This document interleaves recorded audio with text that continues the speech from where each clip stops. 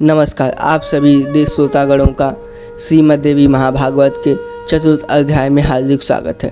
श्रोतागण, इस अध्याय में हम सभी प्रजापति दक्ष के तपस्या से प्रसन्न होकर माता भगवती शिवा का सती नाम से उनकी पुत्री के रूप में जन्म लेना और भगवती सती का एवं भगवान शिव की परस्पर प्रीति का वर्णन करते हैं। हम श्रोतागण, महादेव जी नारद जी से बोलते हैं, एक बार की बात है, जगत की सृष्टि करने के वाले ब्रह्मदेव ने अपने पुत्र प्रजापति दक्ष को हर्षित होते हुए कहा, पुत्र, मैं तुम्हारे कल्याण के लिए एक बात बता रहा हूँ, तुम उसे अवश्य सुनो। साक्षात भगवान शिव ने पूर्ण परम प्रकृति की आराधना करी और उन्हें अपनी भार्या रूप में विचार से उन्होंने प्रार्थना की। इस पर उस प्रकृति भवानी ने उससे स्वीकार कर लिया और उन्हें वरदान दिया कि मैं भविष्य में कहीं जन्म लेकर महेश्वरी आपको शिव को पति रूप में प्राप्त करूंगी। मुझे इसमें कोई संदेह नहीं है। वे प्रकृति जिस प्रकार आपकी पुत्री के रूप में उत्पन्न होकर शंभु की भार्या होवे, इसके लिए आप अति कठोर तपस्या करें, भक्ति पूर्वक उनकी प्रार्थना कीजिए। वे इस लोकों में भाग्य में जिसकी पुत्री रूप में उत्पन्न होगी, उसका जीवन सफल हो जाएगा, उसके पितृगण धन्य हो जाएंगे। अतः इस जगत में उत्पन्न माया रूपिणी लोक विद्या उस जगत जगदम्बिका को पुत्री रूप में प्राप्त कर पाना आपका जन्म सार्थक हो जाएगा। यह सुनकर प्रजापति दक्ष बोले, पिताजी, मैं आपकी आज्ञा से निश्चित रूप से वैसा ही प्रयत्न करूँगा जिससे वे साक्षात प्रकृति पूर्णिमा जगदम्बिका मेरी पुत्री रूप में जन्म ले। महादेव जी नारद जी से बोले, ब्रह्मा जी से ऐसा कहकर दक्ष प्रजापति अति शीघ्र ही क्षीर सागर के तट पर आकर जगदम्बिका का आराधना करने लगे। मुनिवर, उन्होंने उपवास किए। तत्पश्चात भगवती की आराधना करते हुए 3000 दिव्य वर्ष बिताए। उस प्रकार की तपस्या में रत्न दक्ष के सम्मुख भगवती शिवा प्रकट हुई। उनका विग्रह रूप निकलते हुए काजल के समान था तथा 4 सुंदर विशाल भुजाओं से युक्त थी। वे अपने हाथों में खड़ग कमल तथा अभ्र मुद्रा धारण किए हुए थी। उनके नेत्र नील कमल के दल की भांति सुशोभित हो रहे थे। उनके दांत अत्यंत मनोहर थे। वे सुंदर मुंडमाला से सुशोभित थी। वे दिशा रूपी वस्त्र धारण किए हुए ली थी। उनके बाल खुले हुए थे।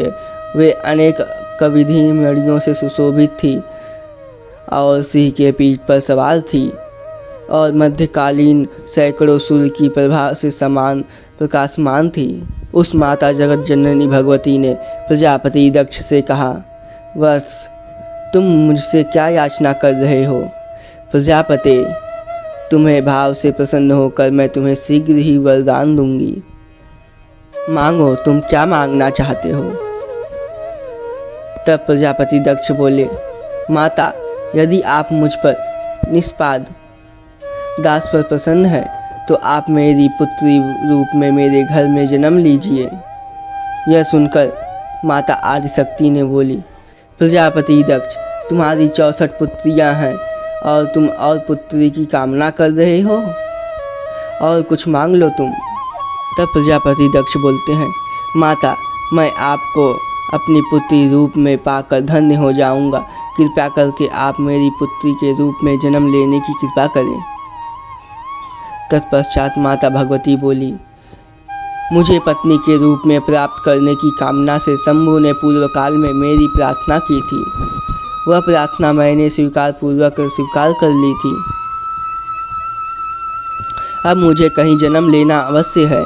अतः मैं आपके घर पर जन्म लेकर शिव की भार्या बनूंगी। मैं साक्षात प्रकृति स्वरूपिणी भगवती दुर्गा आपकी तपस्या से प्रसन्न हूँ।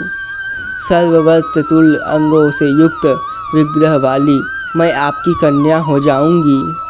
सुंदर शरीर वाली तथा सौंदर्य रूप वाली पुत्री बनकर आपके यहाँ पे जन्म लूँगी, परंतु मैं तभी तक आपके यहाँ रहूँगी जब तक आपकी तपस्या का पुण्य क्षीण नहीं हो जाता। पुनः तपस्या का पुण्य क्षीण होने पर जब आपके द्वारा मेरा अनादर किया जाएगा तथा परमेश्वर शिव का अनादर किया जाएगा, तब मैं अपने विग्रह धारण रूपी माया से अपने स्थान पर चली जाऊंगी। महादेव जी नारद जी से कहते हैं, मुनि श्रेष्ठ, तीनों लोकों की जननी तथा उत्तम गुणों वाली प्रकृति देवी दक्ष ने ऐसा कहकर उनसे देखते ही देखते अचानक अंतर्ध्यान हो गई। इसके बाद प्रजापति दक्ष ने भी अपने घर जाकर ब्रह्मदेव से वरदान के विषय में बताया, जिससे जगदात्री भगवती को ने प्रसन्न होकर उन्हें वर दिया था। तत्पश्चात आद्य सनातनी पूर्ण प्रकृति जन्म लेने के लिए सर्वगुण संपन्न प्रजापति दक्ष की पत्नी के गर्भ में प्रवेश किया। तदनंतर प्रजापति दक्ष की पत्नी प्रसूति ने शुभ दिन चैत्र शुक्ल पक्ष की प्रतिपदा को कन्या रूप में उन्हें जन्म दिया। वह कन्या प्रकृति स्वरूपिणी भगवती पूर्ण ही थी। उस समय कन्या के अंग गौरवर्ण के थे। करोड़ों चंद्रमाओं के समान उनकी आभा थी। खिले हुए कमल के समान उनके बड़े बड़े नेत्र थे।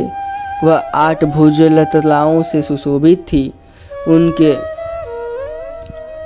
उनका मुख अति सुंदर था।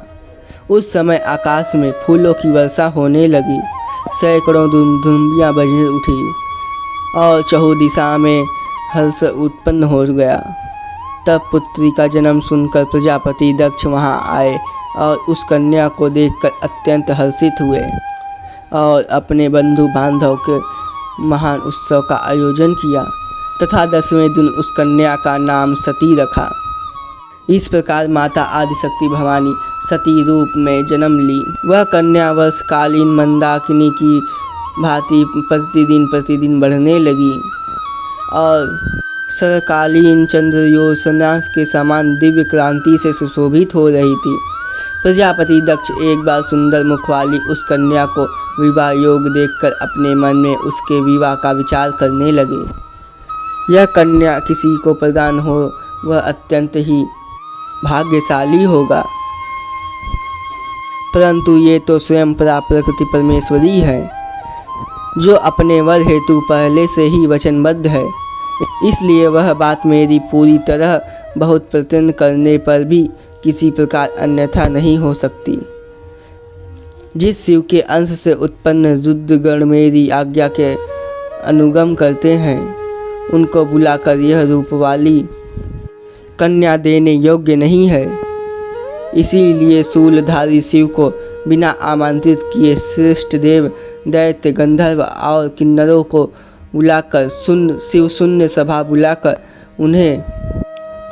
उन्होंने मुझे स्वयं वस्तु यज्ञ का आयोजन करना चाहा। तब वही होगा जो विधि का विधान होगा। तब अपने मन में भली भांति ऐसा निश्चित करके मनस्वी प्रजापति दक्ष ने सभी देवताओं तथा असुरों को बुलाकर बिना शिव के ही सभा का आयोजन कर दिया। सती के उस अद्भुत तथा मनोहर स्वयंवर में देवताओं और दैत्यों तथा मुनिंद्रों की क्रांति से वह सभा भी अत्यंत सुशोभित हो रही थी। वहाँ सभा सूर्य के सदृश तेजमयी और चंद्रमा के समान क्रांति होकर सुशोभित हो रही थी। मुनिवर दिव्य माला और वस्त्र तथा प्रभाग्य वर्णों स्वर्ण के मुकुट धारण किए हुए सर्वश्रेष्ठ देवगण सभा में विराजमान थे। मणियों तथा स्वर्ण सजाए हुए उनके रथों, घोड़े और हाथियों से विभिन्न वर्णों की ध्वजा, छत्रों पर पताकाओं तथा इन सभी में सुशोभित वह दक्षपुरी क्रांति युक्त होकर शोभा पा रही थी। सैकड़ों हजारों नगरों, मृग और ढोल बज रहे थे। उस ध्वनि से सारा आकाश गूंज उठा। उस सभा में गंधर्वगण मनोहर गीत गा रहे थे और सैकड़ों हजारों श्रेष्ठ अप्सराएं आनंदित होकर नृत्य कर रही थी। इसके बाद प्रजापति दक्ष ने शुभ समय आने पर त्रिलोक सुंदरी कन्या सती को बुलाया मुनिश्रेष्ठ, मनोहर तथा क्रांति युक्त वह सती परम प्रसन्नतापूर्वक वहाँ उपस्थित हुई। वह सौंदर्य की प्रतिमा के समान सुशोभित हो रही थी। इसी बीच सर्वश्रेष्ठ महेश्वर नंदी पर सवार होकर वहां आ गए और अंतरिक्ष में स्थित हो गए।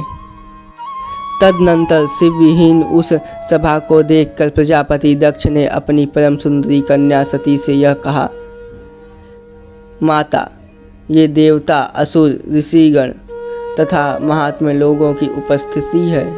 इनमें से जो भी आपको अच्छा प्रीति लगे तथा उसका गुणगान तथा सुंदर रूप वाला पुरुष को माला पहनाकर आप वर्ण कर ले।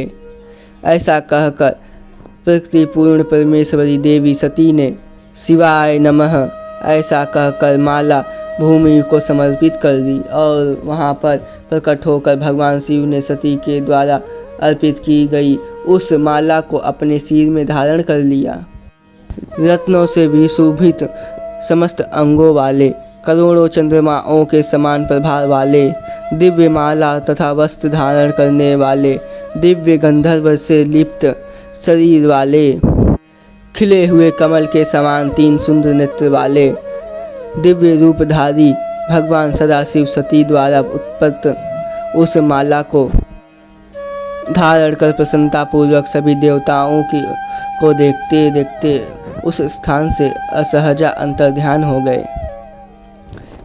मुनिश्रेष्ठ, सती ने महेश्वर को अपनी माला अर्पित कर दी थी।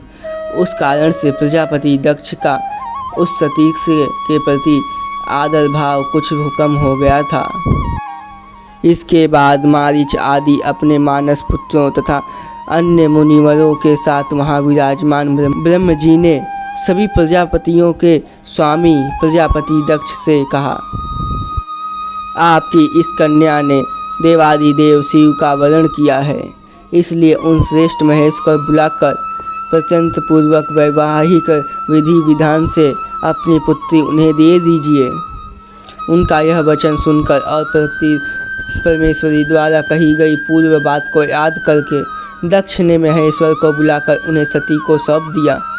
महेश्वर ने वैवाहिक विधान से उनका प्रसन्नतापूर्वक पाणी ग्रहण कर लिया।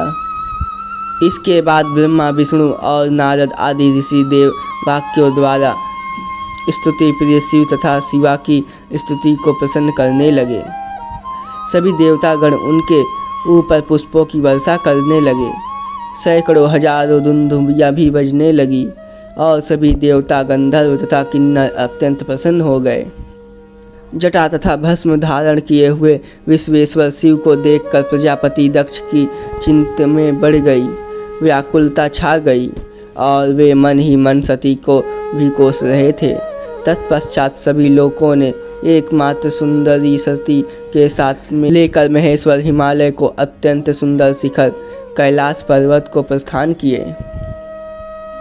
मुनिश्रेष्ठ, महादेव के साथ सती के चले जाने पर प्रजापति दक्ष का दिव्य ज्ञान विलुप्त हो गया। श्रोतागण, इस प्रकार श्रीमद् देवी महाभागवत के अंतर्गत श्री शिव नारद संवाद में सती विवाह वर्णन नामक चौथा अध्याय पूर्ण होता है। श्रोतागण, महादेवी भागवत के 5वें अध्याय को सुनने के लिए आप सभी हमारा नेक्स्ट वीडियो अवश्य देखें। माता आदिशक्ति भवानी, जगत जननी जगदम्बिका तथा परमेश्वर शिव की कृपा आप सभी पर बनी रहे। जय माँ भगवती। हर हर महादेव।